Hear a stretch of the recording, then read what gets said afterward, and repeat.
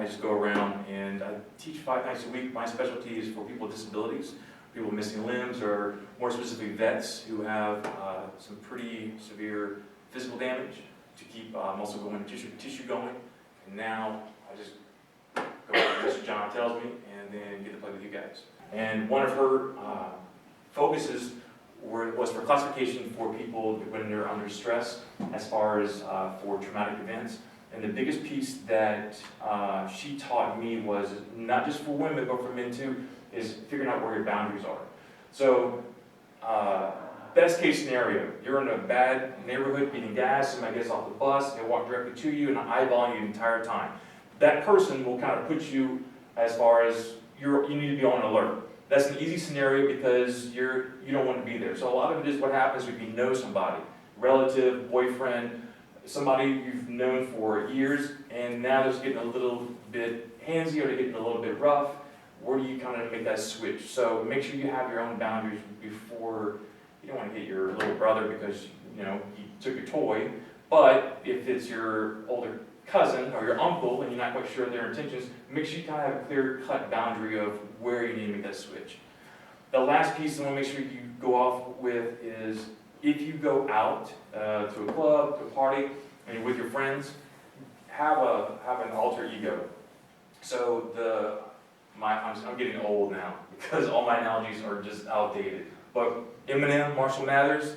So if you have a nickname and only your best friend knows your nickname, if you're in public, if your best friend calls you by your real name, you know that something's wrong. So like my sister, her nickname is Isabella. So if we were out in public and she calls me by my nickname, which was Johnny, I knew something was wrong. So just kind of a code word. So if you and your best friends go out and you use the code word as far as relating, know that whoever's behind you or your friend, you kind of want to get out of there. So the direction she's pulling, put most of your weight on your back leg and use your front leg as a stop. Okay? That's what you're going to do. So I'm going to pull you. So I want you to go ahead and comfortably lean back away from me. You lock your front knee, and almost like a doorstop. Turn your toes towards that wall. There you go. Lean back away from me. Now I'm going to try to drag you. Don't let me. There you go. More. Good. Lock your knee.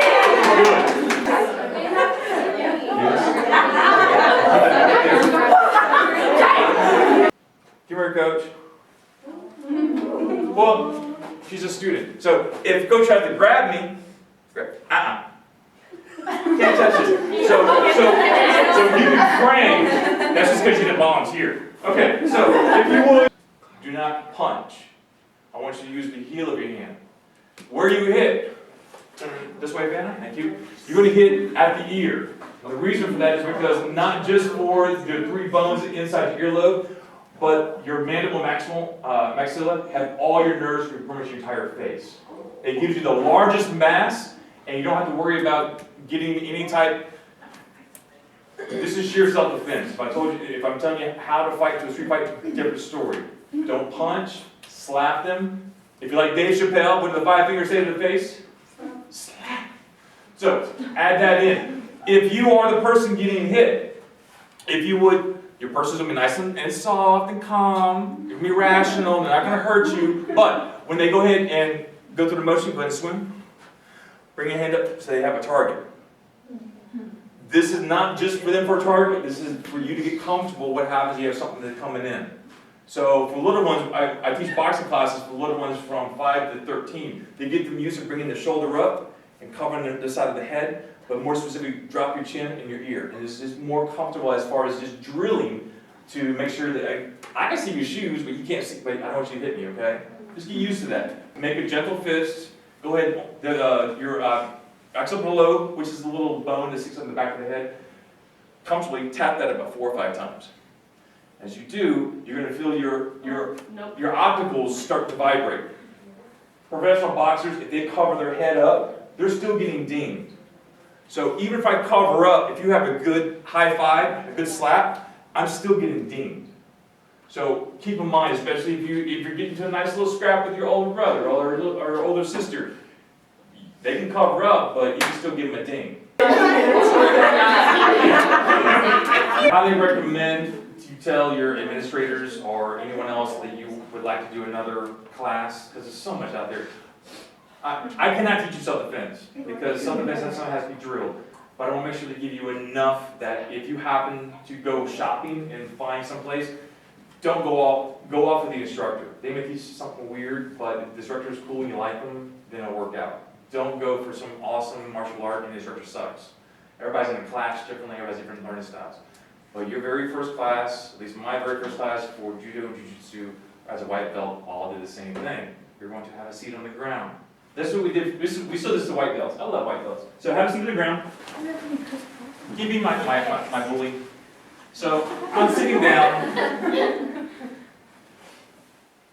My bully, her job is to keep me on the ground. I'm going to stand up. You just keep pushing me over until I, okay? Okay. So rude. Get out. Get away from me. Get away from me. Okay. So I'm going to show you how you can get up. So if you're reading the book or if you're sitting on your butt, lean over, drop one knee, lean one hand back. This is much more designed so you can give distance. So my front hand and my front foot actually is going to be pointing towards my bully. Push me over. I can kind of mitigate. Go ahead, push me over. I can kind of mitigate the distance. Okay? Or if she decides or he decides to run around me, I got you covered. Go ahead. Go ahead. Which way are you going to go? It's called Houdini. I want you to use your front foot and back hand to pick your hip up. Whoa. Oh, you just wait, girl. There you go. If they pull you, she just helped you up. That's okay. You're so sweet. You're a nice bully. Okay. Don't shut up. Whatever it is, it will out first. It's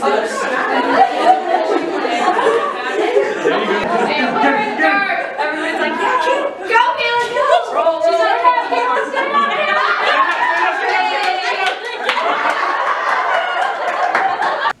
so, for this, for your partners, don't grab the hair, just place your hand on top, making that comfortable fist. Your partner's going to bring two hands on top of the knuckles. The wrist is what she's wanting to control, and she's going to push it against her head. Her elbows are coming in front of her face, in case I try to pop her. She's going to cross step behind, push this down a little bit more.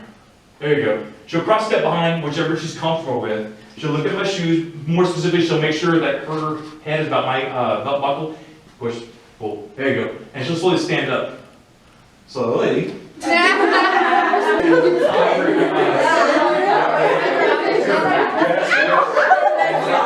Turn your shoulder towards the door. Yes.